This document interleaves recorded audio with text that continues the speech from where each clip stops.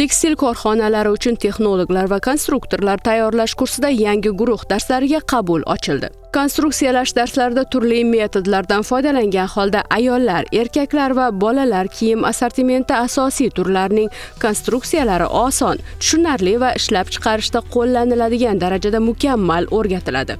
Kurs davomida turli qomatlarga mos konstruksiya qurish, ulardan andozalar tayyorlash va ularni razmerlarga ko'paytirish, ya'ni gradatsiyalash usullari o'rgatiladi. O'rgatiladigan konstruksiyalash usullari bir necha bor tekshirilgan bo'lib, zamonaviy va kamchiliklarsiz deya hisoblanadi. Kursni tamomlagan tinglovchilar mustaqil ravishda turli kiyim konstruksiyasini qura oladi, ularni modellashtiradi va andozalarni tayyorlay olishadi. Keyingi xonada Gemini dasturida kiyimlarni loyihalashni o'rganishyapti.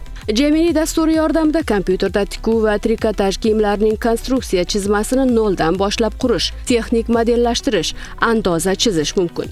Dastur xotirasiga kiritilgan tayyor kiyim andozalaridan foydalanib ham texnik modellashtirish yo'li bilan yangi kiyim andozalarini qurish mumkin. Bundan tashqari dasturda andozalarni razmerlar bo'yicha kompyuterda kattalashtirish, andozalarni joylashmasini bajarish, kiyimni korxonada ishlab chiqarish uchun andozalar to'plamini tayyorlash mumkin. Ish yakunida tayyor andozalar plotter yordamida haqiqiy o'lchamda chop etiladi.